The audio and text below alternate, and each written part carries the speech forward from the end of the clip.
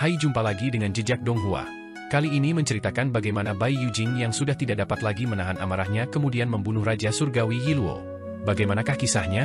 Mari kita ikuti. Jangan lupa untuk like dan subscribe. Dunia binatang terletak di bagian belakang dunia-dunia yang tak terhitung jumlahnya di surga. Wilayahnya sangat luas. Bisa dikatakan ia menempati separuh alam semesta. Wilayah seluas itu adalah wilayah dunia binatang. Namun, tidak ada Youdu di dunia binatang. Namun, tepat ketika penguasa bumi kecil sedang melakukan sihirnya, dunia binatang akhirnya memiliki Youdu. Bagian Youdu ini sangat kecil. Sungguh kecil, tetapi itu sudah cukup. Ketika Youdu kecil ini muncul, penguasa bumi kecil merasa telah menjalin hubungan dengan keberadaan yang luas dan mendalam. Keberadaan ini begitu agung dan kuat sehingga penguasa bumi kecil mengedipkan matanya dan mengibaskan ekor lembu di belakang pantatnya. Putri Naga Kilin, Ju Hongyu, menatap ekor di belakang pantatnya dengan rasa ingin tahu dan diam-diam menyentuhnya. Maha, kata penguasa bumi kecil itu dengan sangat serius. Dimengerti, Paman. Ju Hongyu berdiri di samping, merasa dirugikan. Pada saat ini, Youdu kecil tiba-tiba membesar. Dalam sekejap, ia membesar dengan cepat dan menembus belenggu indera ilahi. Dalam waktu singkat, ia meluas hingga setengah ukuran dunia Yuan. Youdu dunia binatang tumpang tindih dengan dunia binatang. Para raksasa primordial di dunia binatang juga memiliki eksistensi kuat yang tidak kalah dengan para ahli di alam tahta. Namun, ketika Youdu dunia binatang muncul, mereka hanya merasakan sedikit kelainan, tetapi mereka tidak tahu dari mana kelainan itu berasal. Di istana surgawi dunia binatang, Long Xiao, seorang yang mulia, juga merasakan gelombang fluktuasi aneh yang mengguncang jiwa primordialnya. Namun, semuanya kembali normal di saat berikutnya, dan ia tak kuasa menahan diri untuk tidak terkejut. Apa yang terjadi? Bagaimanapun, dia jauh lebih berhati-hati. Meskipun gelombang fluktuasi ini kecil, hal itu menyebabkan ketidaknormalan pada Dao Agung Langit dan Bumi di alam binatang. Keberadaan yang kuat seperti dia sangat sensitif terhadap Dao Agung. Indra ketuhanannya sangat kuat. Ia segera melepaskan indra ketuhanannya untuk menjelajahi kehampaan dalam radius 10.000 km. Ia mencari dari kehampaan pertama hingga kehampaan ke-35, tetapi ia tetap tidak merasakan apapun yang salah. Dao Agung Langit dan Bumi di alam binatang tampaknya tiba-tiba meningkat, tetapi kemana perginya Dao Agung Langit dan Bumi yang meningkat itu? Saat ia memikirkan hal ini, ke-9 kepala dan 18 mata tiba-tiba jatuh ke dalam kegelapan. Tubuh Master Langit Long Xiao menegang saat ia berdiri di kegelapan tanpa batas. Ia sedikit ketakutan. Saat ini, ia telah kehilangan indranya terhadap tubuh fisiknya. Ia tidak bisa lagi merasakan di mana tubuhnya berada. Itu adalah roh primordialnya yang kini berada di dalam kegelapan. Tubuh fisiknya yang kuat tanpa disadari telah terpisah dari roh primordialnya, dan ia bahkan tidak menyadari kapan ia telah terpisah. Mata roh primordialnya bagaikan 18 matahari raksasa, memancarkan daya tembak tak terbatas dalam upaya membubarkan kegelapan di sekitarnya. Ia memiliki kemampuan ilahi yang luar biasa. Jika ia menggali mata tubuhnya, ia akan menjadi matahari sungguhan di alam semesta. Meskipun roh primordialnya tak sebanding dengan tubuhnya, ia mengandung indera ilahi yang sangat kuat. Jika roh primordialnya bervisualisasi, menciptakan bintang tak akan menjadi masalah. Namun, kegelapan ini sungguh aneh. Kegelapan itu telah menyerap cahaya ilahi dari matanya, sehingga mustahil baginya untuk menerangi sekelilingnya. Penguasa bumi. Rambut Long Xiao, sang pemuja surgawi, berdiri tegak saat ia tiba-tiba teringat musuh alami sang pencipta. Sebagai Raja Dewa Kuno, Long Xiao dipuja oleh para pencipta dan digunakan secara khusus untuk melawan dewa-dewa kuno. Entah itu Ibu Langit, Ibu Bumi, Ratu Yin Surgawi, atau 4 dewa kuno, mereka semua dilawan olehnya. Hanya ada satu dewa kuno, dan ia tak hanya tak mampu menahannya, ia bahkan ditekan. Penguasa bumi, hanya penguasa bumi yang mengendalikan kematian yang dapat merenggut jiwa dan raganya, menyebabkannya tanpa sadar jatuh ke Youdu. Namun, tanpa Youdu di dunia binatang, penguasa bumi tak bisa turun. Mata Long Xiao melebar, dan 9 kepalanya dengan waspada menatap sekelilingnya. Hatinya dipenuhi ketakutan dan kegelisahan. Lagi pula, penguasa bumi sudah mati. Tiba-tiba, pola berbentuk kupu-kupu menyebar dari kegelapan di depannya. Pola-pola berbentuk kupu-kupu itu terus berubah dan membesar. Kemudian, sebuah mata vertikal perlahan terbuka di tengah pola-pola itu. Jantung Master Surgawi Long Xiao berdebar kencang. Penindasan alami dari musuh alaminya membuat jiwanya gemetar. Ia tak mampu melawan dan hanya bisa menatap kosong ke arah mata vertikal itu. Pada saat itu, pola berbentuk kupu-kupu lain muncul dari kegelapan. Itu adalah sepasang mata yang terletak di bawah mata vertikal. Kedua mata itu terbuka, dan api karma di dalamnya berkobar hebat. Seolah-olah jiwa makhluk hidup dan dewa yang tak terhitung jumlahnya menderita, berjuang, dan meraung di lautan api karma di mata mereka. Berbagai pikiran jahat dari makhluk hidup ini tak berujung, menyebabkan indera ketuhanan yang mulia Long Xiao menjadi sangat kacau, tak dapat menyatu. Di depannya, 3 mata terbuka satu demi satu, menampakkan wajah seorang pemuda di kegelapan. Yang mulia Long Xiao? Dewa Langit Long Xiao tercengang. Wajah ini hampir sama dengan Qin Mu, tetapi sedikit lebih muda. Yang lebih aneh lagi adalah sepasang tanduk panjang telah tumbuh di atas kepala Qin Mu, magma yang berasal dari dasar 10.000 dunia mengalir turun seperti sungai panjang di sepanjang sepasang tanduk itu. Suara keras terdengar, dan 6 reinkarnasi raksasa muncul dalam kegelapan, berputar ke arah yang berbeda. Bukan, itu kakak yang mulia Mu. Ketika mereka menandatangani perjanjian penguasa bumi kecil, Qin Mu memberitahu Long Xiao bahwa penguasa bumi kecil adalah kakak laki-lakinya dan memiliki sifat yang buas. Bahkan ia sedikit takut pada kakak laki-laki ini. Saat itu, Long Xiao hanya menganggapnya lelucon. Kemudian, ketika ia melihat penguasa bumi kecil tinggal di telinga naga kilin, ia mengira penguasa bumi kecil itu adalah makhluk kecil ini. Ia tak pernah menyangka Qin Mu benar-benar memiliki kakak laki-laki yang penampilannya hampir mirip dengannya. Namun, yang aneh adalah Qin Mu tampak jauh lebih tua dari kakak laki-lakinya. Bahasa iblis Youdu yang halus terdengar dari sekitarnya. Kedengarannya seperti suara penguasa bumi kecil di samping naga kilin, melantunkan sesuatu. Qin Fengqing tidak mengatakan sepatah kata pun dan mendengarkan dengan tenang. Setelah suara itu selesai melantunkan kontrak penguasa bumi kecil, ia berkata, Long Xiao, kau telah melanggar kontrak 2 kali. Hari ini adalah hari kau memenuhi kontrak. Apakah ada hal lain yang ingin kau katakan? Long Xiao menekan rasa takut di hatinya dan tertawa, aku adalah pemimpin para raja dewa purba. Aku telah menindas semua dewa kuno sejak zaman dahulu. Sekarang, aku adalah penguasa dunia binatang, pemuja surgawi dari pengadilan surga. Dasar bocah kecil, rambutmu bahkan belum tumbuh. Apa kau masih ingin mengambil nyawaku? Ia dengan paksa mengaktifkan roh purbanya dan memobilisasi indera spiritualnya, mencoba menyerang Qin Fengqing. Pada saat yang sama, ia dengan panik merasakan tubuh fisiknya. Tubuh fisiknya sangat kuat. Saat itu, ketika ia dilemparkan ke dalam lubang pembuangan untuk ditekan, ia masih bisa melarikan diri. Jika ia bisa merasakan tubuh fisiknya, ia menduga bahwa hitungan bumi kecil ini tidak akan menjadi tandingannya. 2 tanduk lava di atas kepala Qin Fengqing mengalir lebih cepat. Ia perlahan mengulurkan tangannya dan meraih Long Xiao. Pikiran-pikiran yang mengganggu dan pikiran-pikiran jahat semua makhluk hidup berasal dari 9 kepala Long Xiao. Segala macam pikiran mengganggu pikiran dan kesadarannya, mencegahnya mengaktifkan indera ilahinya. Ketika ia melihat tangan besar Qin Fengqing mencengkeramnya, ia segera kehilangan kesombongannya dan segera berbalik untuk melarikan diri. Namun, ruang tempat ia berada sangat aneh. Kemanapun ia melarikan diri, Qin Fengqing dan 6 roda surgawi selalu berada di depannya. Ia memanggil roh primordialnya dan menyerang Qin Fengqing dengan panik, berencana untuk membunuh Qin Fengqing dengan kekuatan roh primordialnya. Namun, bagaimanapun ia menyerang, serangannya tidak memiliki kekuatan apapun ketika mendarat di tubuh Qin Fengqing. Telapak tangan Qin Fengqing masih mencengkeram 9 lehernya dan mengangkatnya. Berhenti! Mata yang mulia Long Xiao memutih karena dicubit. Ia buru-buru berkata, berhenti. Aku menyerah. Aku menyerah pada yang mulia Mu. Qin Fengqing menggelengkan kepalanya. Youdu punya aturannya sendiri. Setelah kontrak ditandatangani, tidak ada jalan untuk kembali. Mereka yang mengingkari janji akan mati. Ia membuka mulutnya lebar-lebar. Guru langit Long Xiao menatap dirinya sendiri yang dimasukkan ke dalam mulutnya dengan ngeri. Suaranya melengking. Jika tubuhku masih di sini, aku tidak akan mati di tanganmu. Aku tidak yakin. Telan. Qin Fengqing menelannya, dan ketiga matanya perlahan menutup. Tubuhmu selalu ada di sana. Kau dan aku sekarang ada di dalam tubuhmu. Tubuhnya perlahan memudar, dan ke-6 roda surgawi juga perlahan menghilang ke dalam kegelapan. Long Xiao, kau orang yang keras kepala. Kegelapan memudar, dan tubuh besar Long Xiao, sang dewa langit, melingkari istana surgawi. Lehernya yang panjang menjulang tinggi di langit di luar istana surgawi, dan matanya terbuka lebar seolah sedang mencari sesuatu. Tiba-tiba, tubuhnya kehilangan seluruh kekuatannya. 9 kepalanya terkulai tak berdaya, dan lehernya yang panjang menjadi sangat lunak.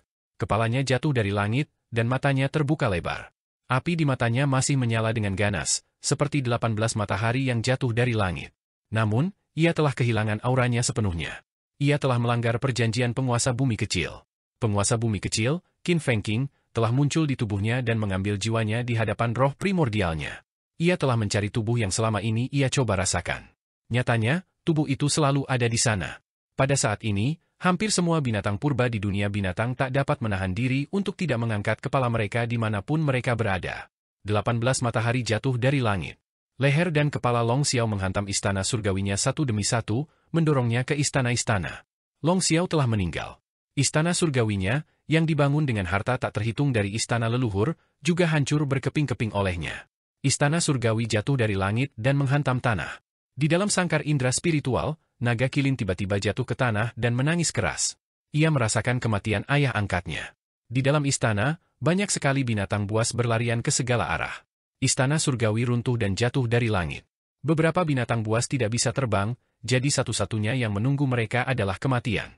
Raja-raja binatang buas yang menjaga sangkar indera ilahi juga melarikan diri ke segala arah seperti lalat tanpa kepala. Banyak binatang buas langsung melompat turun dari tepi istana surgawi, tetapi mereka seringkali hancur berkeping-keping. Tinggal di istana surgawi bahkan lebih mengerikan. Istana surgawi runtuh, gedung-gedung tinggi runtuh, dan aula-aula yang runtuh seringkali menghancurkan para binatang buas berkeping-keping. Naga kilin bangkit, menyeka air matanya, dan mengeluarkan raungan rendah dan aneh. Di luar sangkar indera ilahi, sesosok ibu binatang pahit yang besar tiba-tiba menjulurkan kepalanya keluar dari kehampaan, mengayunkan cakarnya yang tajam dan merobek sangkar itu hingga hancur. Naga kilin membawa penguasa bumi kecil dan anak-anaknya keluar dari sangkar, dan naik ke kepala ibu binatang pahit yang besar itu. Tiba-tiba, tubuhnya bergetar, dan menampakkan wujud aslinya. Ia berubah menjadi makhluk besar berkepala kilin sepanjang 1000 li dan berekor naga, lalu meraung ke langit, raungan naga bergema tanpa henti. Di tanah dunia binatang, binatang buas besar yang tak terhitung jumlahnya tiba-tiba berdiri. Tubuh mereka bergetar saat mereka berubah menjadi banyak raksasa berkepala binatang buas dan bertubuh manusia. Dentuman keras terdengar dari dalam tubuh mereka. Seolah-olah ada pintu yang terbuka di dalam tubuh mereka. Itulah lapisan harta karun ilahi di dalam tubuh mereka. Para praktisi seni dewa binatang purba ini menginjak awan keberuntungan dan membubung tinggi ke angkasa. Mereka terbang menuju istana surgawi yang runtuh. Para raksasa menggunakan tangan dan bahu mereka untuk menopang istana surgawi binatang buas yang runtuh, menyebabkannya jatuh semakin lambat. Akhirnya, istana surgawi berhenti runtuh. Sebaliknya, ia terus terbang ke atas. Banyak dari praktisi seni dewa binatang ini berasal dari sekte Lan Yuntian, dan mereka berkultivasi dalam dao makhluk dunia lain.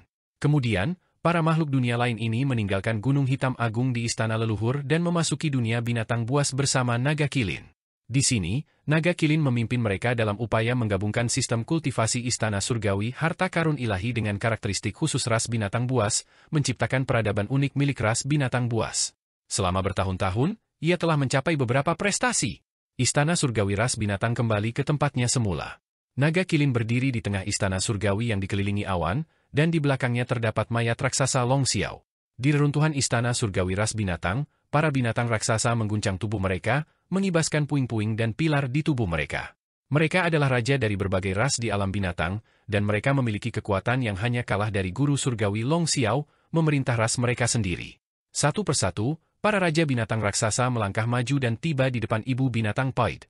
Mereka menatap naga kilin yang berdiri di atas kepala ibu binatang pahit. Tiba-tiba, seorang raja binatang purba berlutut. Di belakangnya, para raja binatang purba menundukkan kepala dan berlutut. Naga kilin mengeluarkan auman naga yang panjang, keras, dan berat. Aumannya menyebar ke seluruh pegunungan dan dataran. Para raja binatang purba mengangkat kepala mereka dan mengeluarkan auman panjang dan berat yang mengguncang pegunungan dan bintang-bintang. Pada hari ini, penguasa lama dunia binatang wafat dan seorang penguasa baru lahir. Long Xiao sudah mati. Aku bisa merasakan bahwa perjanjian antara aku dan bangsawan bumi kecilnya telah lenyap. Qin Mu mendengarkan musik sitar Yue, sang dewa langit, dan tiba-tiba mengucapkan kalimat ini sambil mendesah sedih. Awalnya aku berharap dia bisa memimpin dunia binatang untuk melawan pengadilan surgawi. Dia akan menjadi bantuan yang tepat waktu di saat dibutuhkan, jadi bantuan ini pasti akan sangat besar. Yue, sang dewa langit, menoleh untuk memainkan musik sitar, dan rambut indahnya tergerai dari sisi kiri lehernya.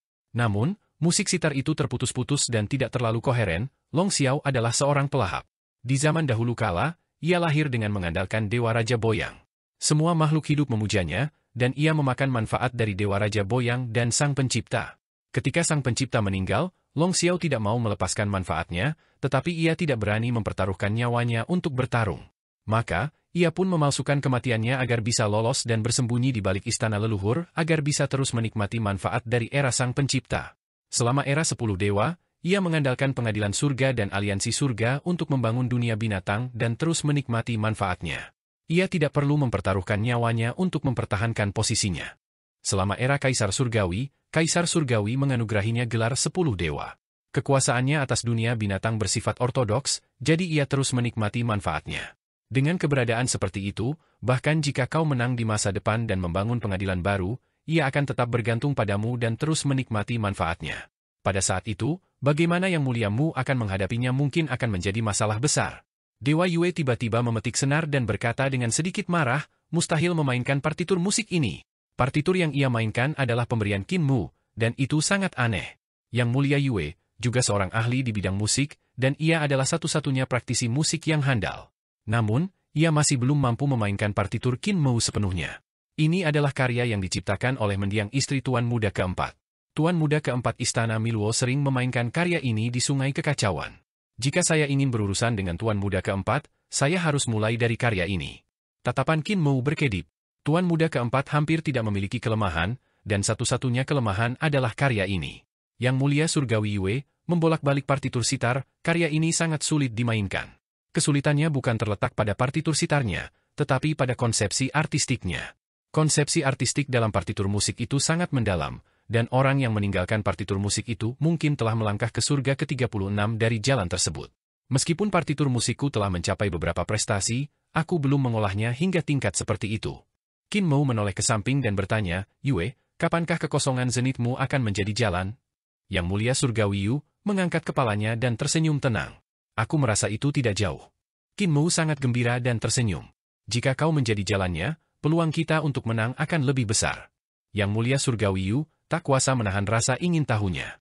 Yang Mulia Mu, menurutmu berapa peluang kemenangan kita setelah aku mencapai Dao? 1 poin. Qin Mu mengangkat satu jari.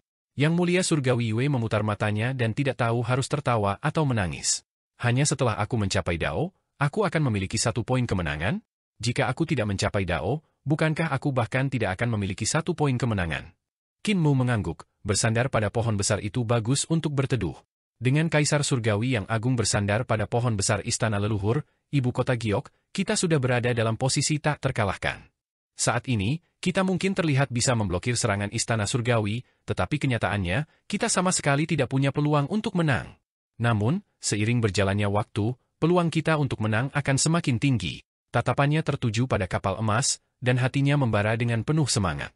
Jika dia bertahan selama 16 tahun lagi, sosok kaisar pendiri akan muncul di kapal emas, dan itulah saatnya bagi perdamaian abadi untuk menyerang balik. Bagaimana pendapatmu tentang surga selatan? Yang Mulia Surgawi Yue berkata, ada banyak sekali manusia di surga selatan. Beberapa tahun yang lalu, Meng Yunghui kembali ke surga dan memerintahkan orang-orang untuk datang dan mencari bantuan. Kaisar Yan Feng mengirim pendekar Gunung Naga dan putra mahkota You Ming, tetapi surga juga mengirim pasukan yang besar. Saya khawatir surga selatan tidak akan mampu bertahan lama. Qin Mu menggelengkan kepalanya. Entah itu Eternal Peace atau Desa Riang, mereka tidak punya kekuatan untuk mendukung surga selatan. Dalam keadaan seperti itu, surga selatan hanya bisa mengandalkan diri mereka sendiri. Yang Mulia Yue tidak berbicara lagi. Pasukan istana surgawi terus menyerang dan hampir membentuk pengepungan 3 sisi di Desa Riang, hanya menyisakan celah yang mengarah ke Eternal Peace. Sementara itu di Laut Selatan, 2 Kaisar Cahaya Merah, Yaner, Kaisar Selatan, dan Kaisar Merah Tua, sedang menyerang pasukan dari berbagai suku di surga selatan. Pertempuran belum berakhir, jadi mereka tidak punya waktu untuk datang membantu. Di tanah perbatasan utara, Wei Suifeng memimpin mantan bawahannya, tentara hutan kekaisaran, dan tentara Eternal Peace, untuk bertempur sampai mati melawan tentara Kaisar Hitam Langit Utara, Nian Guanhe. Wei Suifeng memiliki pasukan yang lebih sedikit, jadi ia terus meminta bantuan dari Eternal Peace. Hanya pasukan Baigui Sungai Laut Timur yang menang telak, tetapi mereka harus berhadapan dengan Kaisar Langit Hijau Timur yang waspada. Meskipun guru kekaisaran perdamaian abadi, Jiang Baigui, terus menang, itu hanyalah kemenangan kecil, ia tidak dapat sepenuhnya menghancurkan pasukan Kaisar Langit Hijau Timur. Kekaisaran perdamaian abadi masih memiliki cukup banyak pasukan, tetapi semua pabrik manufaktur di perdamaian abadi beroperasi dengan kekuatan penuh, sehingga mereka membutuhkan para dewa dan iblis ini untuk terus menciptakan senjata dan perlengkapan ilahi. Di medan perang, senjata dan perlengkapan ilahi digunakan dengan sangat cepat. Bahkan senjata berat pun akan hancur berkeping-keping, sehingga mereka membutuhkan kemampuan logistik yang kuat. Perang diperjuangkan dengan sumber daya keuangan, cadangan, dan kemampuan merapal mantra. Pengadilan surgawi mengandalkan fondasi dan cadangan mereka, tetapi kemampuan merapal mantra mereka selama perang jauh lebih rendah daripada perdamaian abadi. Banyak pabrik manufaktur perdamaian abadi awalnya digunakan untuk keperluan sipil, tetapi semuanya telah diubah untuk keperluan militer saat ini. Ketika mesin perang perdamaian abadi diaktifkan, kekuatan yang meletus bisa dikatakan mengguncang dunia. Oleh karena itu, semakin lama perang ini berlangsung, semakin menguntungkan bagi perdamaian abadi.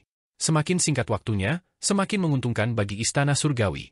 Langit selatan telah diperbudak oleh api surgawi, sehingga ia tak lagi memiliki semangat untuk melawan. Dalam keadaan normal, dibutuhkan 3 hingga 5 generasi untuk mengubah pikiran manusia di langit selatan, atau bahkan lebih lama lagi. Mungkin butuh beberapa ratus tahun untuk membuat langit selatan serupa dengan kedamaian abadi. Suara Qin Mu rendah. Perang berbeda. Penderitaan akan memungkinkan satu generasi untuk bangkit dengan cepat. Kedamaian abadi tidak dapat membantu langit selatan. Itu adalah langit selatan milik orang-orang di langit selatan, dan mereka dapat membantu diri mereka sendiri. Yang mulia surgawi Yue tidak berbicara lagi dan terus berlatih sitarnya. Raja Langit Utara Yi Luo dan Guru Langit ketiga Bai Yuqiong memimpin pasukan untuk mengejar Meng Yunhui dan sisa-sisanya sampai ke sini.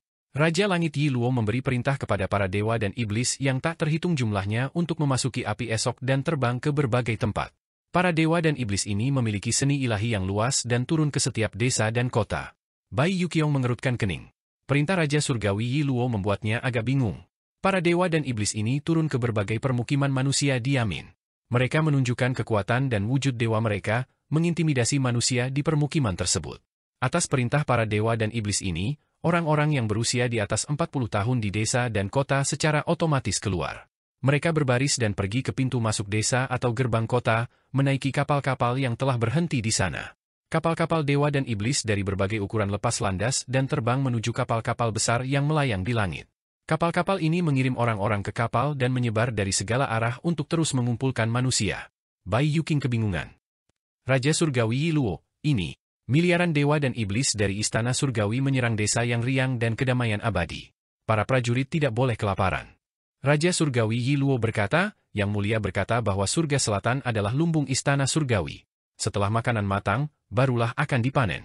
Bai Yuqing merasa bulu kuduknya berdiri saat ia menatap kosong ke arah kapal-kapal besar yang mengapung di langit di atas api esok hari. Kapal-kapal dari segala ukuran terus berlayar masuk dan keluar, membawa kapal-kapal manusia muda dan tua. Sudah ada kapal-kapal penuh budak yang mulai berlayar menuju sungai surgawi. Yang Mulia meminta saya untuk datang. Yang terpenting bukanlah menyingkirkan pengkhianat Meng Yunhui, tetapi untuk menjaga lumbung istana surgawi. Tentu saja, menyingkirkan pengkhianat Meng Yunhui juga merupakan jasa besar. Raja Surgawi Yi Luo tersenyum dan berkata, yang lebih penting, Meng Yunhui peduli dengan kehidupan orang-orang paria ini. Dia melakukan ini karena orang-orang paria dari langit selatan ini. Meng Yunhui bersembunyi dan berlari kemana-mana. Sangat sulit bagi saya untuk menangkap mereka. Namun, karena saya telah menangkap orang-orang rendahan ini, Meng Yunhui tidak punya pilihan selain merebut kapal itu. Dia tahu itu jebakan, tetapi dia tidak punya pilihan selain masuk ke dalamnya. Tiba-tiba ia tertawa dan berkata, Guru Langit Bai, apakah Anda Guru Langit atau saya Guru Langit? Sejak saya memasuki surga selatan, sayalah yang membuat rencana. Anda, Guru Langit yang terkenal itu, belum membuat satu rencana pun. Bai Yuqing buru-buru membungkuk dan berkata, Raja Langit Yi Luo tidak hanya kuat, tetapi kebijaksanaannya juga luar biasa. Saya tidak berani mempermalukan diri sendiri. Yi Luo tertawa terbahak-bahak, ia menggelengkan kepala dan berkata, hubunganmu dengan Meng Yunhui sangat baik. Saya rasa Anda tidak ingin teman Anda mati di tangan Anda, kan? Guru Langit Bai, Anda harus tahu bahwa Anda lebih berguna hidup daripada mati. Setidaknya, Anda dapat melindungi orang-orang di surga atas nama Anda. Meng Yunhui tidak menyadari hal ini. Yu Huatiannya pasti akan disingkirkan di masa depan. Bai Yuqing bergidik dan tidak berbicara lagi. Ekspresi Raja Surgawi Yi Luo berubah dingin saat ia memerintahkan, sampaikan perintahku. Para prajurit istana surgawi bertempur sengit di garis depan. Mereka mempertaruhkan nyawa mereka. Mereka pantas menikmatinya. Ternak Yan Mingtian, berapapun usianya, akan dikawal ke kapal dan dikirim ke alam Yuan. Tubuh Bai Yuqing gemetar. Raja Surgawi Yi Luo meliriknya, tetapi Bai Yukong tidak bergerak. Ketika perintah diberikan, para prajurit istana surgawi segera pergi untuk melakukannya. Sebelumnya, penduduk desa tidak mau melawan dan tidak berani melawan. Sekarang, seluruh desa, suku, dan kota akan menjadi santapan para dewa dan iblis, mereka akhirnya berpikir untuk melawan. Bai Yuqing melihat ke bawah dan melihat satu demi satu desa ditindas oleh para dewa dan iblis. Di desa-desa dan kota-kota, terdengar tangisan dan jeritan. Wanita dan anak-anak saling berpelukan. Para pemuda berusaha sekuat tenaga untuk melindungi istri dan anak-anak mereka, tetapi sia-sia. Pada saat ini, mereka mengatasi rasa tunduk di hati mereka, tetapi mereka tidak memiliki kekuatan untuk melawan. Bai Yukong berusaha sekuat tenaga menenangkan pikirannya saat menyaksikan pemandangan ini. Ia merasa saat ini, dirinya seperti orang-orang mati rasa di surga selatan. Ia telah kehilangan darahnya dan hanya tersisa rasa pengabdian. Sekarang, penduduk surga Yanming telah mengatasi rasa pengabdian di hati mereka dan pendidikan perbudakan dari para pemuja surgawi api. Namun, rasa pengabdian di hatinya tak dapat diatasi. Ia berusaha sekuat tenaga meyakinkan dirinya sendiri bahwa ia masih memiliki surga umat manusia di bawah komandonya. Jika mereka memberontak terhadap istana surgawi demi para budak di langit selatan, mereka akan dibunuh. Ia hanya bertahan dalam diam. Ia hanya mencoba berkompromi. Ia tidak menyembunyikan rasa berlutut di dalam hatinya. Ia selalu berdiri dan tak pernah berlutut. Tetapi hati nuraninya mengatakan bahwa ia selalu berlutut dan tak pernah berdiri. Tiba-tiba, denyutan mengerikan datang dari sungai surgawi di kejauhan. Meng Yunhui memimpin lebih dari 100 prajurit dari unit emergensi untuk menyerang kapal pengangkut istana surgawi dan membunuh para prajurit di dalamnya. Mata Raja Surgawi Yiluo berbinar, dan sayap di punggungnya terbuka dengan desiran. Ia tertawa dan berkata, Tuan Surgawi Meng telah jatuh ke dalam perangkapku. Ia terbang ke arah itu. Pada saat yang sama, para dewa dan iblis istana surgawi yang tak terhitung jumlahnya terbang keluar dari kabin kapal-kapal istana surgawi dan menyerbu ke arah kapal tempat Meng Yunhui berada. Raja Surgawi Yiluo telah menyiapkan penyergapan. Para dewa dan iblis istana surgawi ini semuanya adalah jenderal-jenderal yang dipilih dengan cermat. Basis kultivasi mereka sangat mendalam, dan formasi mereka ketat. Jumlah mereka banyak. 20.000 pengawal bela diri surgawi menyerbu di garis depan. Para pengawal bela diri surgawi dilumpuhkan oleh naga kilin, Meng Yunhui, dan yang lainnya. Hanya tersisa 20.000 orang. Setelah mengeluarkan yang sakit dan cacat, masih tersisa 20.000 orang. Yiluo memimpin pasukan dan pandai menyatukan mereka. Ia menyatukan 20.000 orang ini ke dalam sebuah camp, menggunakan peta langit agung istana surgawi sebagai formasi susunan. Aura dari 20.000 pengawal bela diri dewa ini terhubung, mana mereka terhubung, dan aura mereka terhubung. Mereka mengaktifkan peta langit agung, dan istana-istana surgawi melayang dari formasi susunan. Istana-istana surgawi membentuk istana surgawi kecil. Di dalam istana surgawi yang kecil, roh-roh primordial dari 20.000 pengawal bela diri dewa membentuk roh primordial yang dapat menandingi langit dan bumi. Dalam wujud Kaisar Ilahi Langshuan, mereka mengangkat tangan dan menunjuk. Jariwan ilahi. Kekuatan serangan ini tak tertandingi oleh seorang pemuja surgawi sejati, dan jauh lebih rendah daripada Kaisar Ilahi Langshuan. Namun, kekuatan serangan ini juga luar biasa hebat. Jika para pengawal bela diri dewa tidak menderita banyak korban, maka serangan ini akan memiliki kekuatan seorang yang mulia surgawi. Diagram langit agung juga merupakan formasi yang dirancang oleh Meng Yunhui, tetapi sekarang digunakan untuk membunuhnya. Ironisnya, hal ini dapat dikatakan terjadi.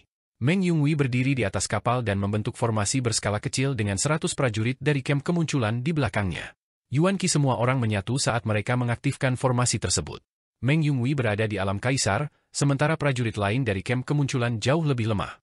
Ketika semua orang bekerja sama untuk mengaktifkan formasi tersebut, yang terbentuk sebenarnya adalah diagram surga agung berskala kecil, jari Yuan ilahi. Sungai surgawi berguncang hebat.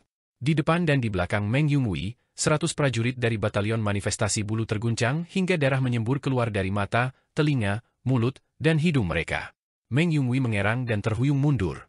Sebagian besar kekuatan serangan ini terkonsentrasi pada tubuhnya, mengguncang Yuan Shen-nya hingga hampir hancur.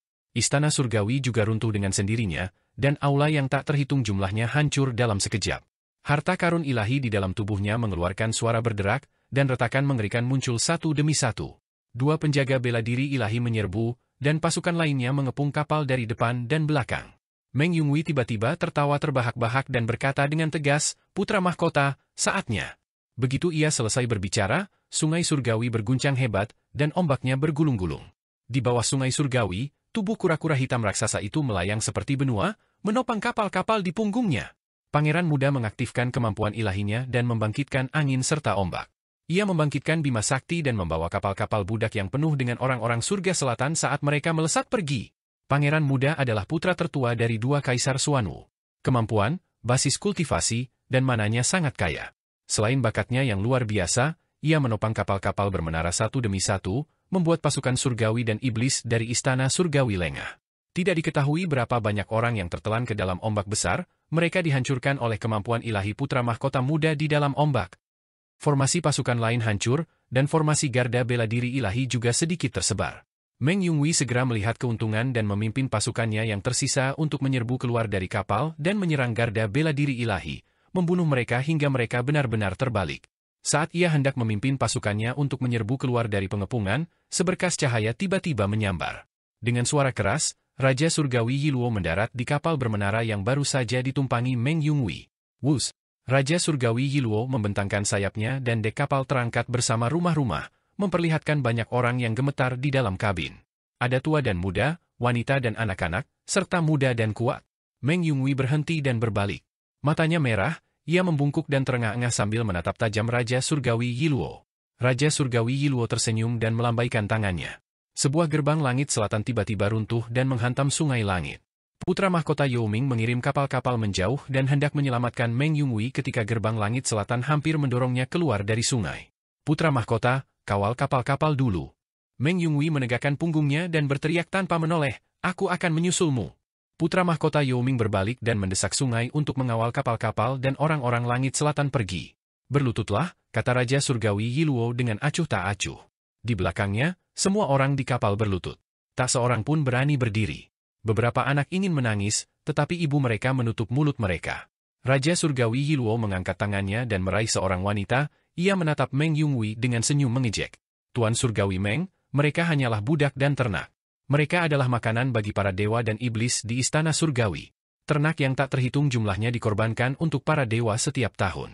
Dulu, mengapa kau tidak mengkhianati Istana Surgawi karena ini? Mengapa kau mengkhianati Istana Surgawi saat ini?" Suara Meng Yunhui serak saat ia terkekeh. "Dulu, aku hanya mendengarnya dan tidak melihatnya. Aku tidak melihatnya dengan mata kepalaku sendiri. Meskipun aku sedih, aku bisa menahannya.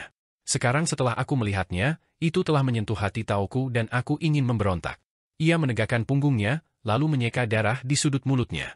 Orang-orang surga selatan masih bisa hidup sampai usia 60 atau 70 tahun sebelum mereka bisa dikorbankan. Namun, ketika pengadilan surgawi memulai perang dengan perdamaian abadi, perang itu berlangsung lama. Surga selatan mungkin akan dimakan habis, apalagi yang berusia 60 atau 70 tahun. Bahkan bayi pun mungkin akan dimakan. Bagaimana aku bisa tahan? Bayi Yuking terbang mendekat dan tidak bergerak maju. Sebaliknya, ia berdiri diam di kejauhan. Raja Surgawi Yiluo mengangkat kepalanya dan memasukkan wanita di tangannya ke dalam mulutnya. Ia menelannya dan berkata dengan senyum yang bukan senyum, "Untuk mereka? Untuk hewan-hewan yang tak tahu cara melawan ini?" Ia tertawa terbahak-bahak dan menunjuk orang-orang yang berlutut di belakangnya. "Selain Yang Mulia dan Kaisar Surgawi, siapa lagi di dunia ini yang lebih berkuasa daripada kau? Kau memberontak terhadap pengadilan surgawi demi hewan-hewan ini? Guru Surgawi Meng." Ia tertawa terbahak-bahak. "Semua dewa berkata bahwa kau adalah guru surgawi nomor 1, bahkan lebih cerdas daripada guru surgawi Xiang. Menurutku, kau telah membuat keputusan terbodoh." Senyumnya tiba-tiba lenyap sepenuhnya, dan ia berkata dengan dingin, "Bunuh dia." Tepat saat Raja Surgawi Yiluo memberi perintah, Meng Yunhui tidak mundur melainkan maju. Ia memimpin beberapa lusin prajurit yang tersisa dari batalion manifestasi bulu dan menyerbu ke kapal.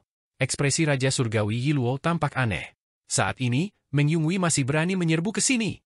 Jika ia menyerbu keluar, ia masih memiliki kesempatan untuk lolos dari jaring. Jika ia menyerbu ke kapal, ia akan langsung masuk ke dalam jaring. Demi menyelamatkan para budak di kapal, ia rela mengorbankan nyawanya sendiri. Ini adalah langkah yang sangat bodoh. Guru surgawi generasi pertama sangat berbakat dan terkenal. Namun, ia telah melakukan banyak tindakan bodoh. Sulit baginya untuk mempertahankan reputasinya. "Meng Yunhui, kau bisa mati sekarang." Raja Surgawi Yiluo membiarkan Meng Yunhui membunuh dan memasuki kapal. Tanpa perlu melakukan apapun, kedua sayap pasukan dewa dan iblis telah menghalangi Meng Yunhui dan puluhan prajurit dari kamp manifestasi bulu. Para pengawal bela diri ilahi datang dari belakang. Pertempuran ini telah menjadi jebakan bagi mereka. Raja Surgawi Yiluo menatap mereka dengan dingin. Meng Yunhui dan yang lainnya terjebak dalam pengepungan. Mereka masih berjuang dan mencoba untuk bergegas ke sisinya. Puluhan prajurit dari batalion manifestasi bulu yang ditinggalkan Meng Yunhui semakin sedikit.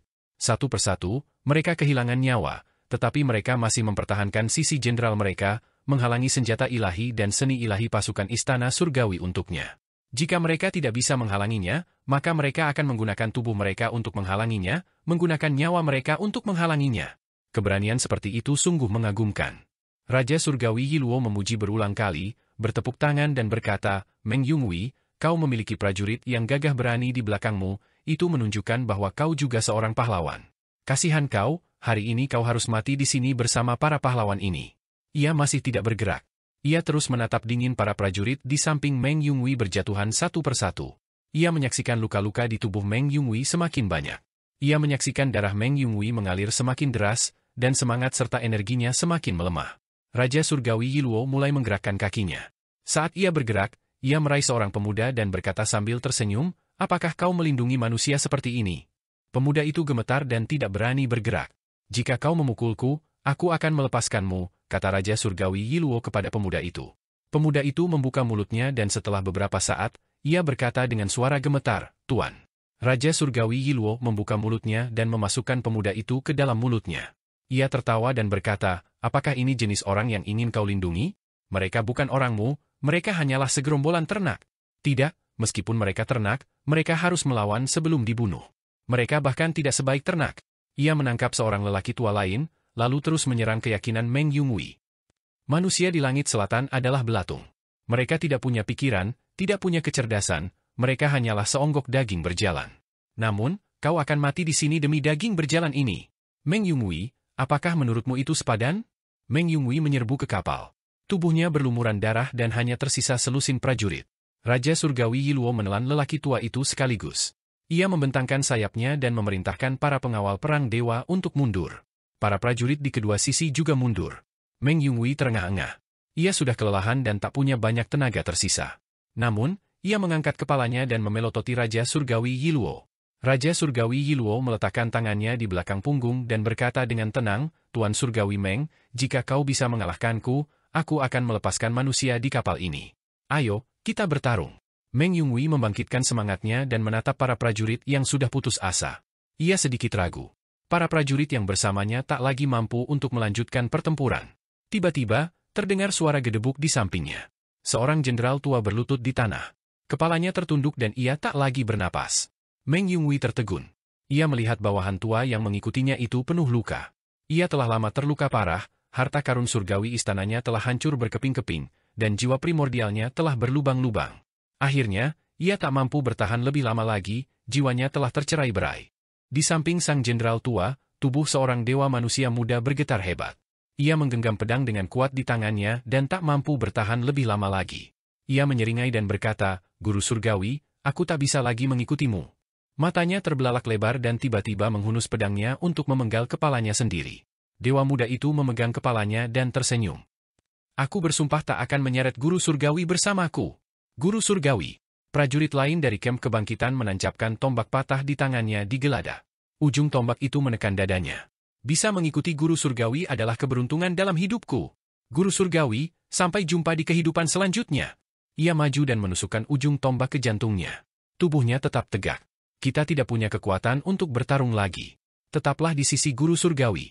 Demi menjaga kita, sulit bagi Guru Surgawi untuk bertarung melawan Yiluo dengan sekuat tenaga." Para prajurit lain dari unit kemunculan mengaktifkan senjata suci mereka masing-masing dan membungkuk.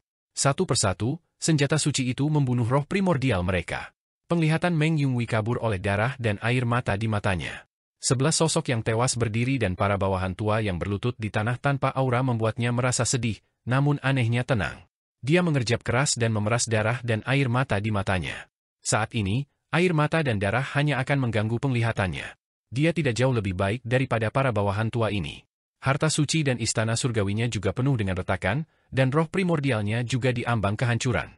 Dia tidak jauh dari kematian. "Semuanya, mohon tunggu sebentar."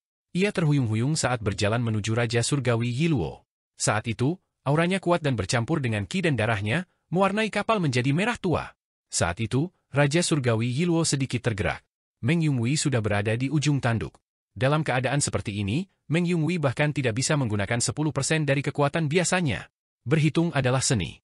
Seni itu ada dalam yin dan yang, dan seni itu ada dalam angka. Meng Yunwei melangkah maju. Ia bergumam, yin dan yang adalah 0 dan 1, dan 2 masuk. 3 adalah langit, bumi, dan manusia, dan 3 masuk. 4 adalah 4, 4 adalah 4, 5 adalah 5, dan 5 masuk. Raja Surgawi Yiluo mengerutkan kening. Meng Yunwei melafalkan mantra-mantra paling dasar dari seni itu. Ia pernah mendengar dan mempelajari mantra-mantra dasar ini sebelumnya. Namun, Dao Aljabar terlalu rumit. Sebagai seorang dewa, ia tidak mendalami Dao Aljabar, melainkan mendalami teknik kultivasi. Meng Yunwei tampaknya tanpa sadar melafalkan mantra-mantra Aljabar paling dasar ini. Saat ia mengerahkan sisa kultivasi Yuan Qi-nya, Yuan Qi di sekitarnya berangsur-angsur berubah menjadi rune. Rune-rune tersebut berevolusi sesuai dengan hukum berbagai jenis aljabar. Ekspresi Raja Surgawi Yiluo berubah serius. Meskipun ia tidak tahu apa gunanya Meng Yunhui melafalkan mantra-mantra aljabar dasar ini, ia dapat melihat bahwa rune Meng Yunhui sedang bertransformasi menjadi pola Dao. Pola Dao di sekitar Meng Yunhui dengan cepat berkumpul, bertransformasi menjadi rantai Dao. Rantai Dao tersebut bertransformasi menjadi domain. Domain aljabar agung di sekitar Meng Yunhui semakin dalam. Dalam kondisi Meng Yunhui saat ini, ia tidak memiliki begitu banyak Yuan Qi untuk menggunakan domain sekuat itu. Namun, orang ini terus-menerus mengekstraksi energi dari roh dan tubuh primordialnya, memaksa domainnya menjadi semakin kuat. Lebih penting lagi, Raja Surgawi Yiluo dapat melihat bahwa domain aljabar agung Meng Yunhui menargetkan teknik kultivasi dan kemampuan ilahinya. Setiap pola Dao dan setiap rantai Dao menargetkan titik lemahnya. Dia mungkin akan mati karena serangan ini. Mata Raja Surgawi Yiluo berkedut. Ia langsung menyimpulkan bahwa kemungkinan terbesarnya adalah ia dan Meng Yunhui akan binasa bersama. Akhirnya, Meng Yunhui mengambil langkah terakhir. Domain aljabarnya telah rampung. Serangan terakhir ini bagaikan samudra luas Dao aljabar.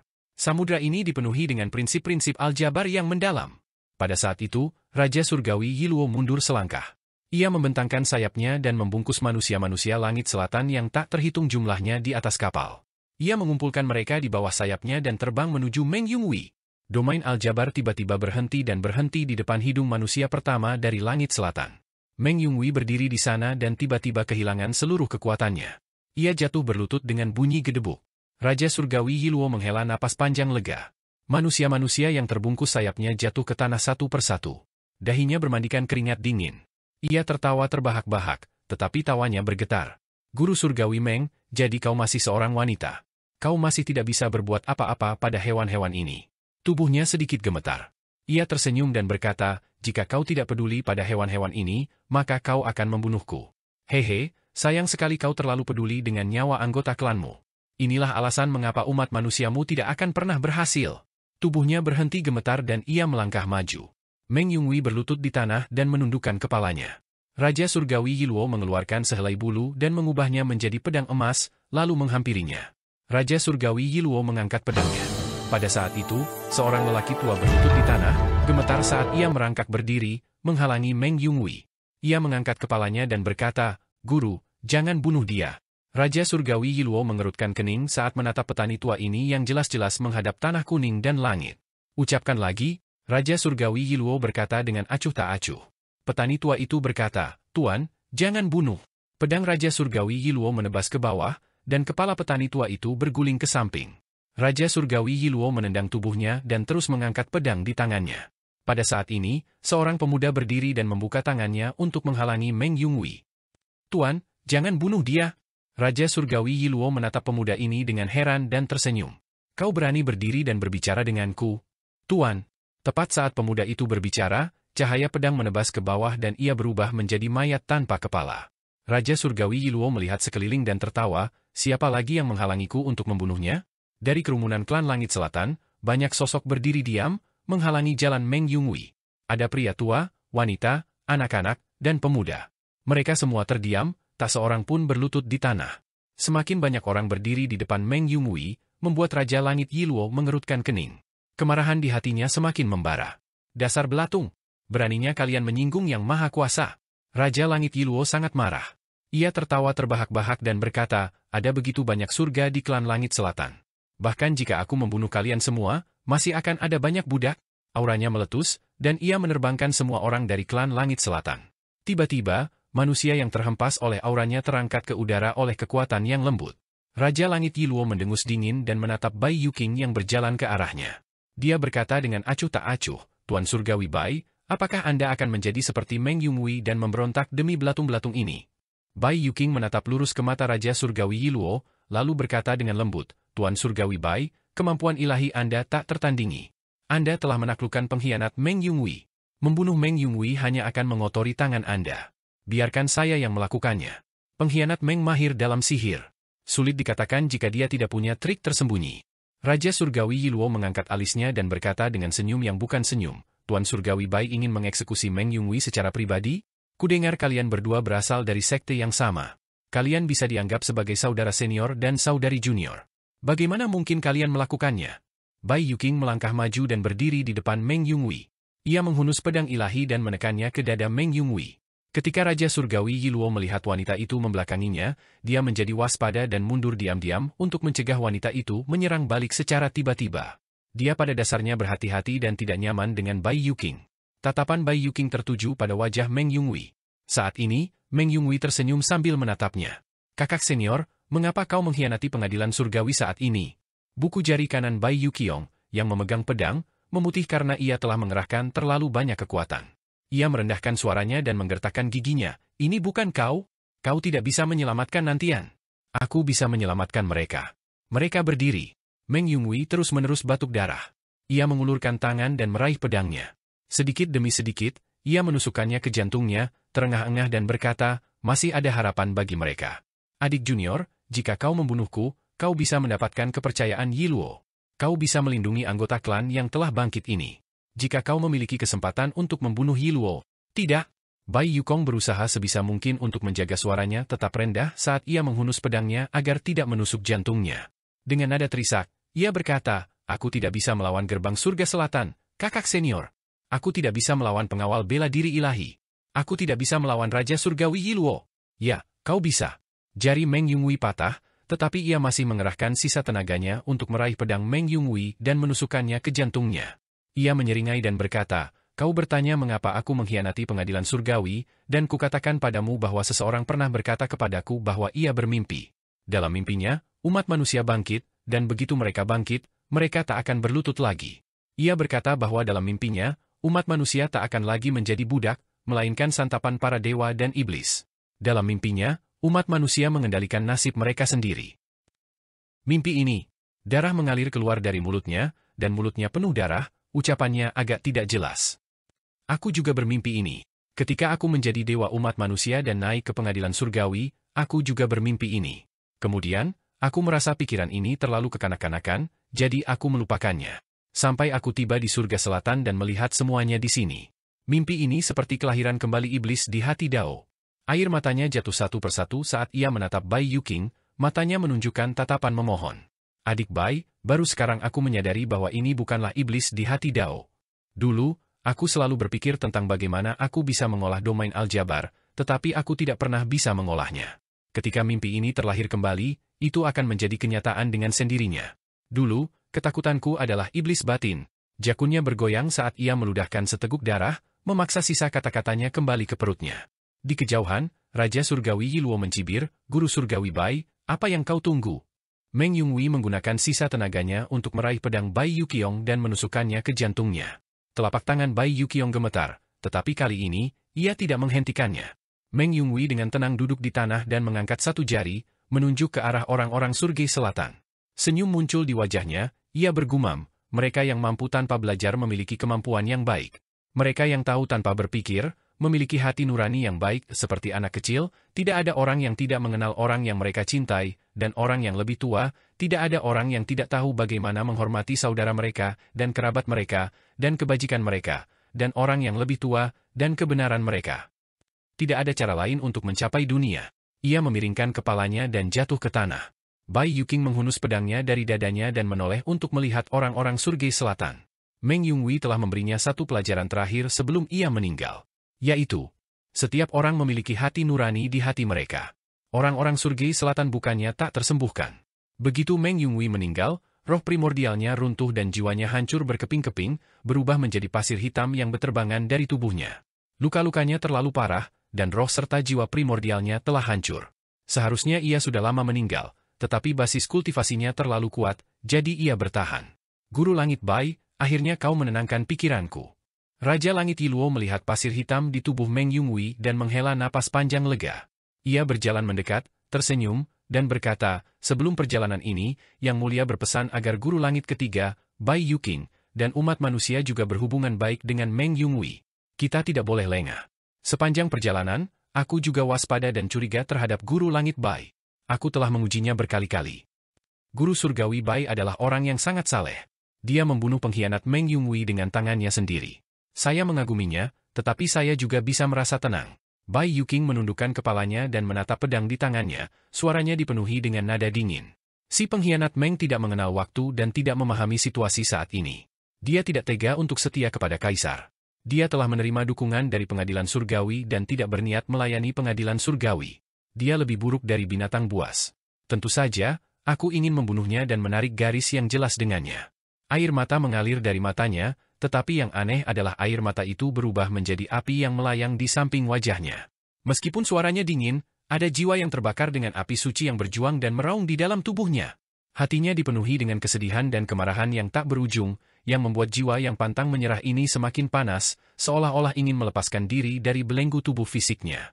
Ia benar-benar melepaskan cakarnya yang ganas dan merobek tubuhnya, ia melepaskan daya tembak yang tak terbatas. Bai Yuqing mengangkat tangannya yang lain dan meraih liontin giok yang tergantung di lehernya. Liontin giok itu diberikan kepadanya oleh Qin Wu untuk menghancurkan seni reinkarnasi putra surga Yin. Dahulu, liontin giok ini telah membantunya bereinkarnasi 98 kali untuk memastikan jiwa dewanya tidak hancur. Liontin giok ini adalah iblis dalam dirinya dan juga simpul di hatinya. Aku adalah aku. Akulah satu-satunya. Hanya ada satu liontin giok putih di dunia ini. Aku bukan Kaisar Selatan. Dia pernah mengatakan ini kepada Qin Mu dengan keyakinan dan keyakinan penuh. Namun, liontin giok putih memandangi mayat Meng Yunghui di depannya, lalu menatap orang-orang di surga selatan yang panik ke segala arah. Burung vermilion Kaisar Selatan bukan hanya Kaisar Surga Selatan, tetapi juga Kaisar Surga Selatan.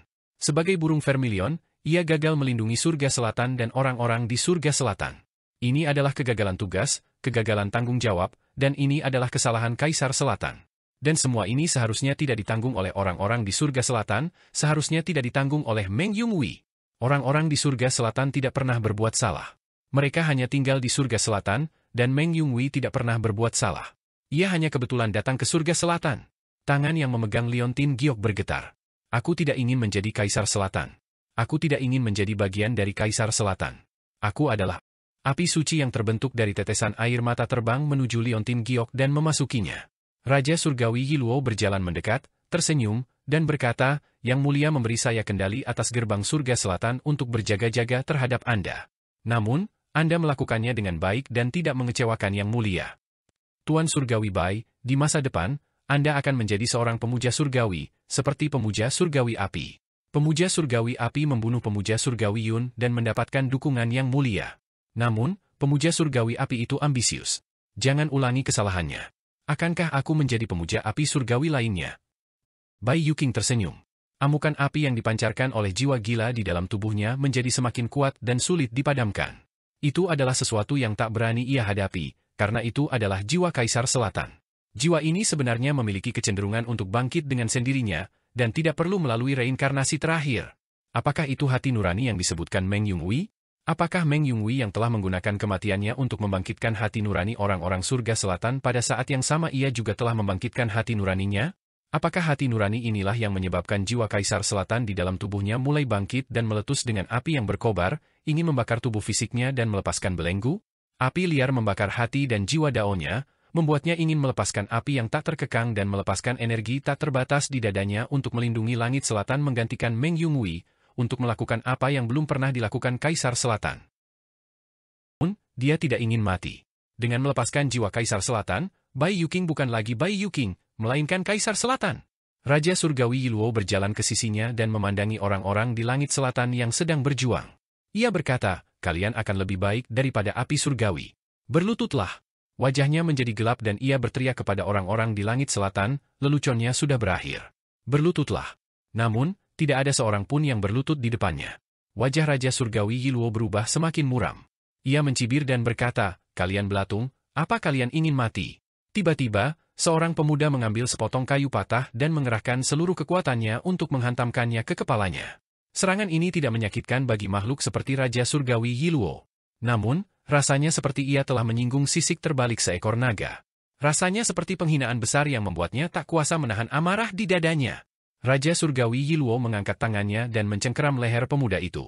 Ia mengangkatnya dan berkata dengan dingin, pukul dia lagi. Pemuda itu tak bisa bernapas, tetapi ia mengangkat tinjunya dan mencoba menghancurkan wajahnya. Raja Surgawi Yiluo menyeringai mengerikan dan membuka mulutnya. Kasihan, kau sama sekali tak punya kekuatan. Ia hendak menelan pemuda itu ketika seberkas cahaya pedang menyambar dan mematahkan pergelangan tangan yang mencengkeram leher pemuda itu. Aku bukan Master Surgawi Api. Suara yang sangat marah terdengar di telinganya. Cahaya pedang itu menembus dahi, mata, tenggorokan, dan dadanya dalam sekejap. Cahaya pedang itu sangat lincah di tangan Bai Yuqing. Cahaya itu menembus tubuhnya dalam sekejap, menghancurkan tubuh fisiknya tanpa ampun, menembus harta karun ilahinya, istana surgawi, dan langsung menuju roh primordialnya. Raja Surgawi Yiluo meraung marah. Dia membentangkan sayapnya, dan bulu-bulu yang tak terhitung jumlahnya berkibar seperti pedang terbang keemasan, menghalangi cahaya pedang Bai Yuqiong. Roh primordialnya membubung tinggi ke angkasa, dan istana-istana surgawi pun berhamburan, membentuk istana surgawi kecil. Mereka yang tidak mengolah 18 istana surgawi disebut istana surgawi kecil. Raja Surgawi Yiluo adalah Raja Surgawi Utara dari istana surgawi. Di antara 4 Raja Surgawi, Raja Surgawi Utara adalah yang paling terhormat. Ia sudah memiliki 6 istana surgawi. Istana surgawi kecil yang dibentuk oleh 6 istana surgawi itu sudah cukup untuk disebut sebagai kekuatan tempur tertinggi istana surgawi. Tanpa diduga, tepat saat istana surgawi kecilnya muncul, awan membubung di atas liontin giok putih. Di antara awan-awan itu, terdapat 4 istana surgawi. Di antara keempat istana surgawi itu, satu persatu, liontin giok putih berdiri dan terbang. Segala macam kemampuan ilahi tak terduga. Batu-batu giok putih itu benar-benar nyata. Masing-masing memiliki tubuh dan roh primordial yang independen. Inilah rahasia unik istana bunga giok. Batu-batu giok putih telah bereinkarnasi sebanyak 197 kali. Selama 197 kehidupan, dia telah mengolah begitu banyak teknik kultivasi dan kemampuan ilahi guna menghindari kematian yang dibawa oleh putra surga Yin. Ia pernah menjadi murid, Yang Mulia Surgawi Yue. Ia telah mempelajari kitab suci kehampaan tertinggi yang belum terbentuk. Ia juga telah menjadi biarawati Tao, seorang Buddha, seorang Bodhisattva, dan bahkan seorang kaisar agung dari istana surgawi. Ia juga pernah menjadi murid. Teknik kultivasinya sangat aneh. Teknik itu didasarkan pada kitab suci kehampaan tertinggi milik Yang Mulia Surgawi Yue dan dikombinasikan dengan berbagai teknik kultivasi lainnya. Tentu saja, penggunaan ruang di dalamnya tidak dapat dibandingkan dengan kitab suci kehampaan tertinggi, namun, ia telah menggabungkan terlalu banyak hal dan juga menempuh jalannya sendiri yang aneh. 5 giok putih langsung menerkam. Mereka mengabaikan istana surgawi kecil Yiluo dan Yuan Shen dan langsung menuju tubuh fisik mereka. Dengan tubuhnya yang terluka, Raja Surgawi Yiluo segera melepaskan semua kekuatan tempurnya. Ia tidak lagi menahan tubuhnya. Lapisan bulu emas keluar dari tubuhnya, dan tubuhnya semakin membesar. Ia adalah suku setengah dewa, pemimpin suku Rok Agung bersayap emas dari dunia Yuan. Dia memiliki urat ilahi dan tulang iblis, dan otot-ototnya mengepak dengan ganas. Sayapnya semakin lebar, meliputi semakin banyak wilayah. Sebagai Raja Surgawi, dia bertanggung jawab atas fungsi tempur pengadilan surgawi. Dia telah mengalami terlalu banyak pertempuran. Baik dari segi pengalaman maupun kemampuan tempurnya, dia jauh di atas seorang master surgawi. Namun, sebelum tubuhnya benar-benar terlepas dari wujud manusianya, salah satu batu giok putih menembus kepalanya. Batu itu menekan kepalanya dan menghantamkannya ke dek kapal raksasa itu. 4 batu giok putih lainnya membentuk formasi. Sebelum Raja Surgawi Yiluo sempat berdiri, formasi itu telah meletus. Dalam sekejap, ia diserang berkali-kali. Tubuhnya meledak dan darah serta daging berceceran di mana-mana. Jiwa abadi Raja Surgawi Yiluo berubah menjadi seekor ROC bersayap emas dan membentangkan sayapnya. Sambil membawa istana surgawi kecil yang dibentuk oleh 6 istana surgawi besar di punggungnya, ia mengepakkan sayapnya dan berteriak, "Penjaga bela diri dewa! Aktifkan gerbang surgawi selatan dan bunuh para pengkhianat giok putih!" 20.000 prajurit penjaga bela diri dewa berteriak serempak. Mereka melepaskan mana mereka dan mengaktifkan gerbang surgawi selatan istana leluhur. Di antara 2 gunung gerbang surgawi selatan, api berkobar hebat dalam sekejap. Api menyapu langit dan menguapkan air sungai surgawi. Langit berbintang esok pun terdistorsi dan runtuh. Lidah api menjilat langit berbintang dan sungai surgawi. Kemanapun ia lewat, semuanya lenyap. 5 batu giok putih tak peduli mengejar roh primordial Raja Surgawi Yiluo. Mereka buru-buru memblokir gerbang surga selatan. Ia mampu menghindari kekuatan api dao gerbang surga selatan, tetapi penduduk surga selatan di kapal tidak mampu. Ia tidak bisa membiarkan kebangkitan penduduk surga selatan yang telah mengorbankan nyawanya demi kakak senior Meng Yunggui, lenyap begitu saja. Auranya meledak, dan kemampuan ilahinya bertemu dengan kekuatan dao gerbang surga selatan. Api dao yang mengamuk menerjang wajahnya, tetapi dihalangi oleh 5 batu giok putih. Api dao itu seakan bertemu dengan dinding tak terlihat, terus menyerang dan bergetar, mencoba menembus dinding tersebut. Di depan dinding terdapat sosok batu giok putih, dan di belakang batu giok putih terdapat sebuah kapal yang penuh dengan makhluk hidup. Tubuh kelima batu giok putih terbakar, dan lengan mereka yang seputih salju menjadi hitam seperti arang. Tiba-tiba, salah satu batu giok putih berubah menjadi abu dan ditelan oleh api dao.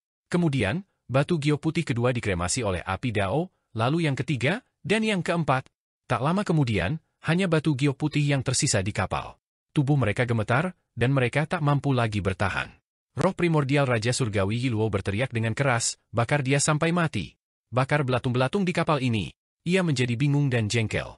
Ia mengerahkan pasukan lain dan memerintahkan puluhan ribu dewa surgawi untuk mengaktifkan gerbang surgawi selatan Istana Leluhur. Gerbang surgawi selatan Istana Leluhur adalah gerbang alami Dao Agung, dan di dalamnya terdapat api Dao yang paling suci. Bahkan 20.000 ahli dari pengawal bela diri ilahi, ibu kota Giok, Ling Xiao, dan tahta kaisar tidak mampu melepaskan kekuatan gerbang ini secara maksimal. Sekarang, dengan tambahan puluhan ribu dewa dan iblis lainnya, kekuatan gerbang surgawi selatan Istana Leluhur langsung meningkat pesat. Bai Yuqing terus terdorong mundur. Tubuhnya semakin gemetar. Ia telah mundur ke depan orang-orang surgawi selatan di kapal. Kakinya telah menginjak kerah mayat Meng Yunghui. Bai Yuqing menangis keras. Ia meraih liontin giok reinkarnasi di depan dadanya dengan satu tangan. Jantungnya berdebar kencang dan ia tiba-tiba mengerahkan tenaga. Aku Bai Yuqing. Api Dao gerbang langit selatan Istana Leluhur melahapnya. Suaranya berasal dari api, aku manusia Bai Yuqing. Suaranya jernih dan tajam. Kedengarannya seperti teriakan Phoenix, tetapi juga berbeda. Meskipun api Dao melahapnya, ia tak mampu melangkah maju. Raja Surgawi Yiluo dan para dewa serta iblis yang tak terhitung jumlahnya dari Istana Surgawi melihat sosok Bai Yuqiong masih berdiri di dalam api Dao. Ia masih belum terbakar menjadi abu oleh api Dao. Wanita itu bermandikan api Dao, dan suhu tinggi yang luar biasa keluar dari tubuhnya.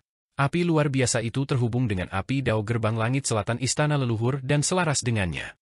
Sesuatu tampaknya tiba-tiba terbangun di dalam tubuhnya, dan hendak mencabik-cabik tubuhnya, tumbuh keluar dari tubuhnya, dan melarikan diri darinya. Pada saat ini, para dewa di Istana Surgawi melihat tubuh Bai Yuqiong mulai berubah.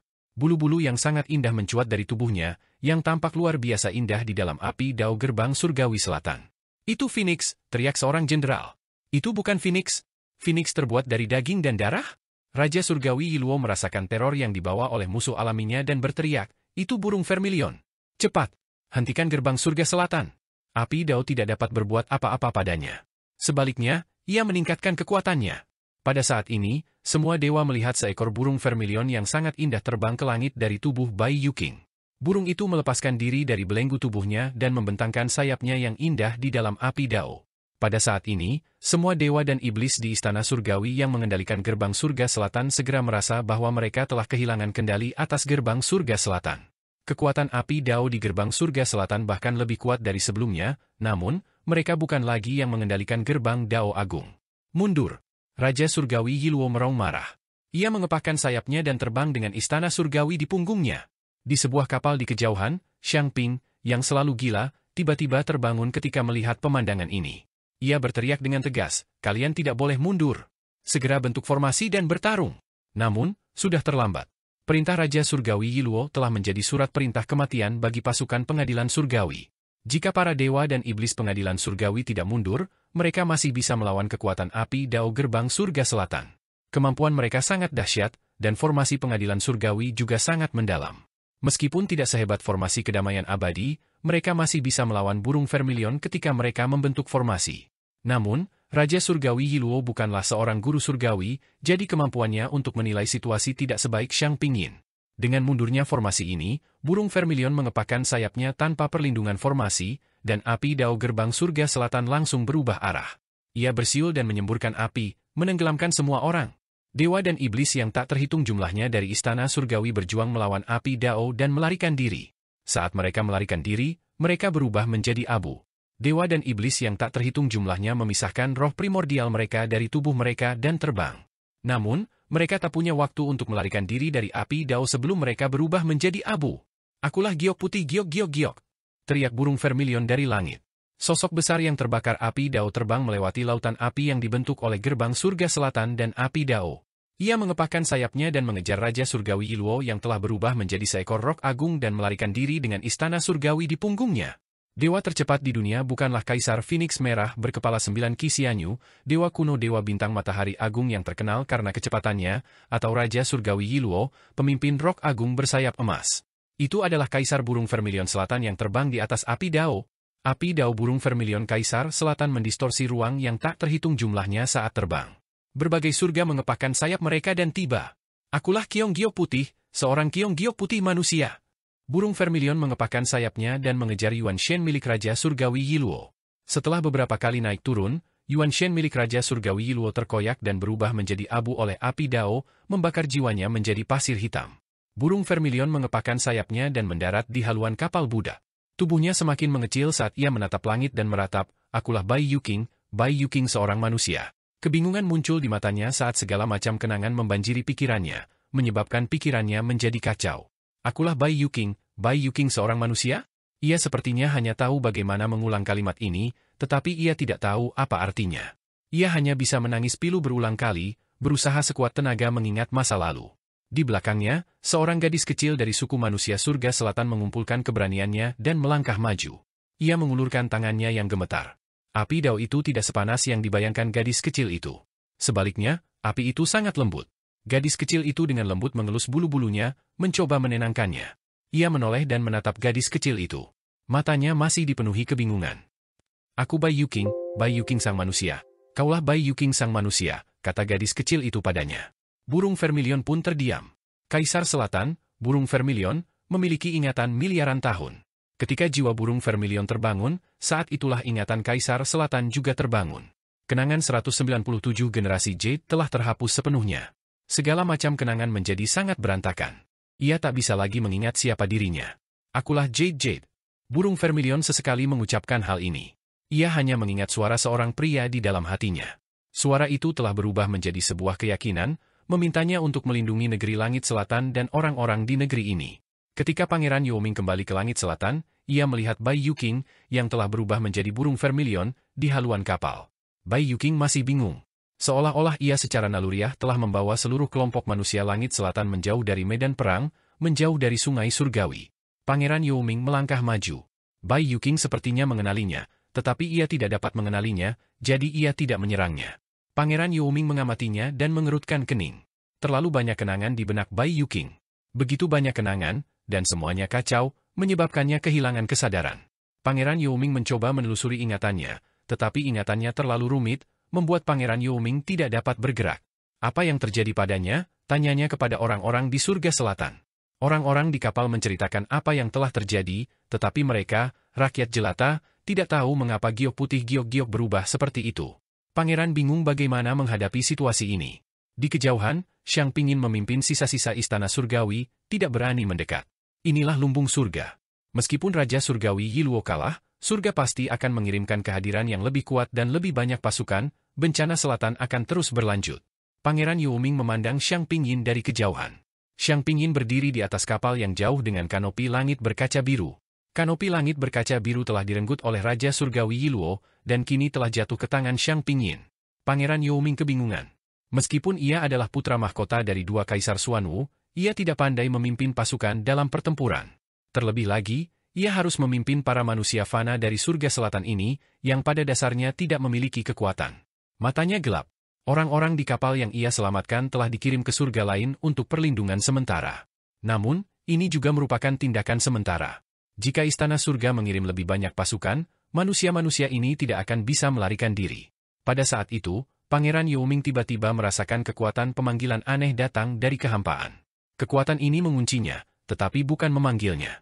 Sebaliknya, itu adalah seseorang dari dunia lain yang menggunakan kemampuan ilahi pemanggilan terbalik, mencoba untuk datang. Jantungnya sedikit tergerak. Aura ini adalah aura naga kilin. Ia sangat familiar dengannya, jadi ia tidak melawan. Setelah beberapa saat, naga kilin berdiri di atas kepala ibu binatang kehampaan yang besar dan turun dari dunia binatang. Pertempuran di surga selatan telah berakhir.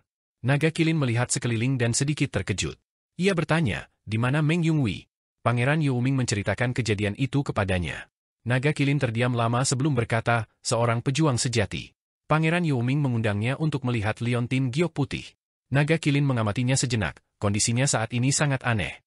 Ini seperti kebangkitan ingatan Kaisar Selatan burung vermilion.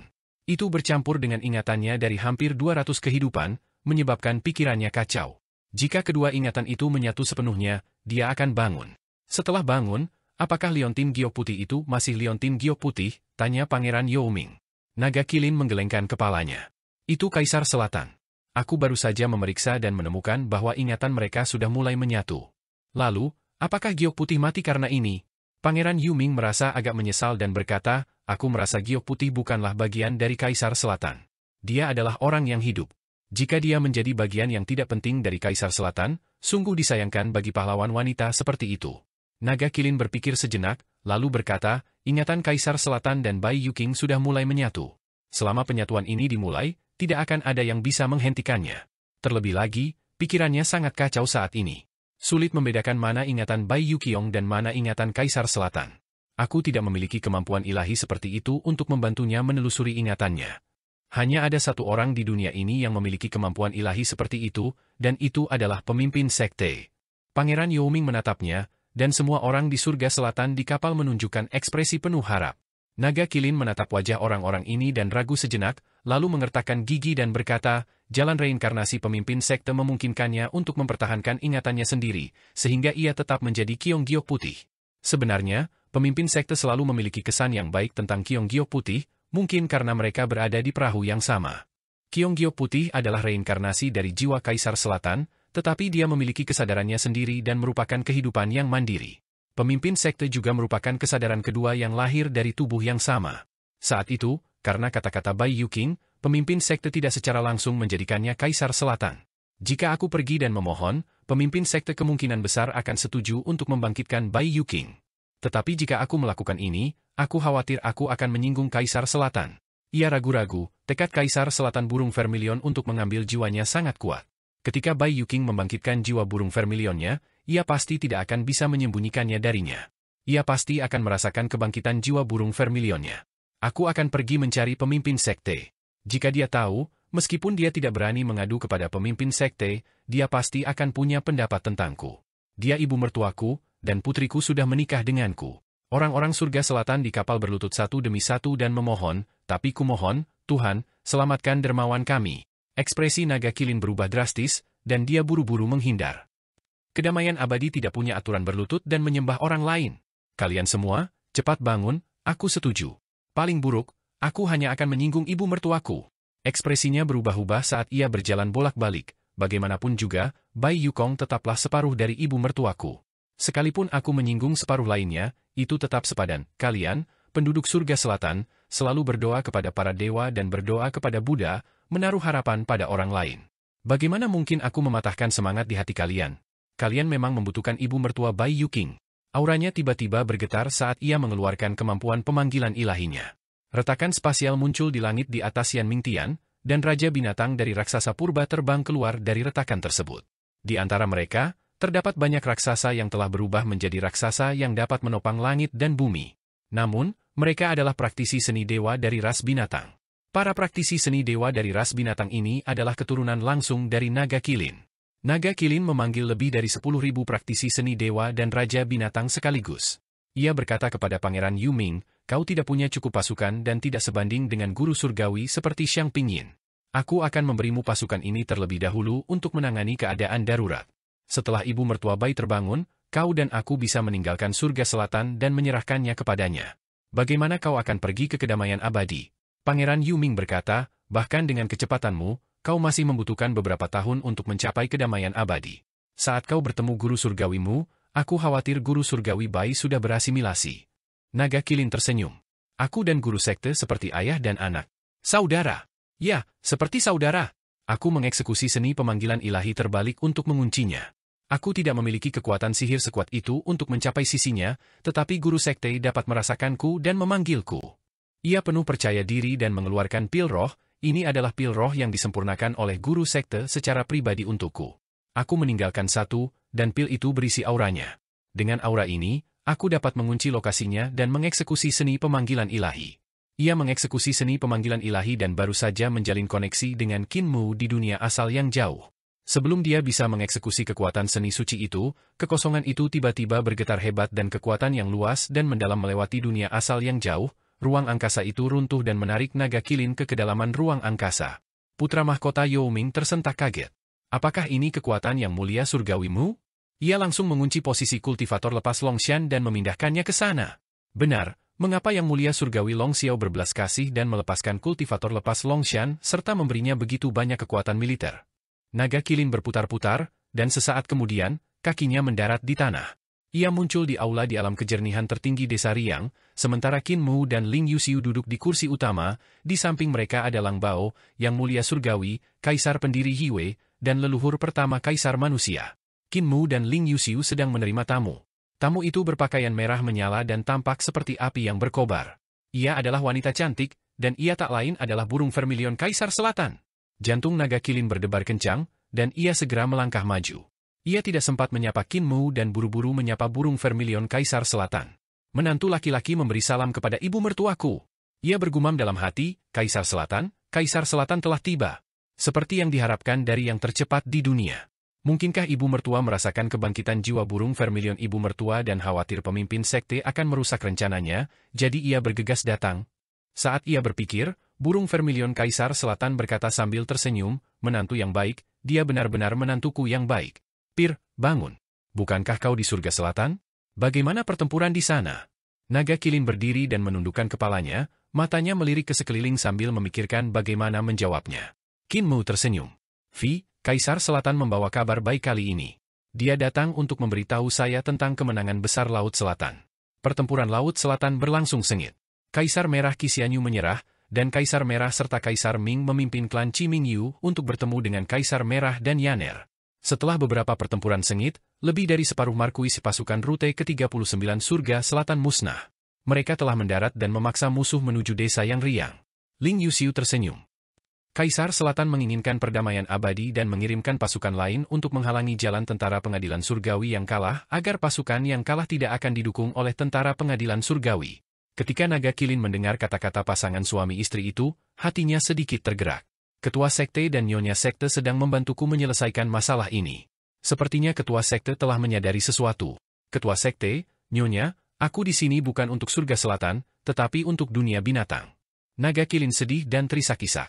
Ayah angkatku, yang mulia surgawi Long Xiao, telah kehilangan jiwanya karena ia melanggar perjanjian penguasa bumi kecil. Moralnya dangkal, dan sekarang ia telah mewarisi posisi ayah angkatku sebagai penguasa alam binatang. Kaisar Selatan tak kuasa menahan diri untuk tidak tersentuh dan tak kuasa menahan kegembiraannya. Ia tersenyum dan bertanya, kalau begitu, Yan Erku adalah penguasa alam binatang yang wanita. Qin Mu tersenyum. Selamat, saudari burung vermilion. Kaisar Selatan langsung bertanya, apa yang bisa disyukuri? Apa yang bisa disyukuri? Long Xiao adalah ayah angkat menantu yang bijaksana. Meskipun ia meninggal karena memang pantas, aku juga sangat sedih. Menantu yang bijaksana, meskipun kau adalah penguasa dunia binatang yang baru, kau tidak boleh sombong. Kau harus rendah hati dan berhati-hati, waspadalah terhadap kesombongan dan ketidaksabaran. Naga kilin teringat betapa Long Xiao telah memperlakukannya dengan baik dan tak kuasa menahan rasa sedih. Kaisar Selatan segera menghiburnya dan berkata, menantu yang bijaksana, kematian Long Xiao adalah takdir. Kau tidak bisa menyalahkan orang lain atau dirimu sendiri. Qin Mu menghela napas. Aku tahu tentang hubunganmu dengan Long Xiao dan ayahnya, jadi kau tak perlu bersedih. Sekarang setelah kau menjadi penguasa dunia binatang yang baru, kau harus benar-benar seperti yang dikatakan suster burung vermilion, berhati-hatilah terhadap kesombongan dan ketidaksabaran. Bahkan aku harus merenung 3 kali sehari dan memeriksa tindakanku setiap hari untuk melihat apakah aku telah melakukan kesalahan. Cahaya bersirkulasi di atas kepalanya, dan sebuah cermin bening melayang keluar. Cermin ini bernama Gu Shi, dan ini adalah harta karun yang kugunakan untuk melihat diriku setiap hari. Akan kuberikan kepadamu hari ini. Naga kilin maju dari harga Gu Shi. Qin Mu menyemangat kali lagi, perang di surga selatan juga sangat penting. Jika kita melindungi surga selatan, kita dapat memotong jatah dan logistik pengadilan surga. Aku tidak dapat membelah tubuhku, jadi aku tidak bisa pergi sendiri. Kau adalah penguasa dunia binatang dan memiliki kekuatan besar, jadi kau harus melindungi surga selatan. Naga kilin berkata, ketua sekte, orang-orang surga selatan bodoh, jadi bagaimana kita bisa menghancurkan hati mereka? Qin Mu merenung sejenak dan berkata, bukankah ada kedamaian abadi di dunia binatang? Aku akan membiarkanmu menyerang orang-orang itu.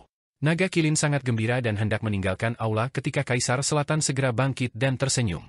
Aku sudah lama tidak bertemu menantuku yang baik, aku akan mengantarnya pergi.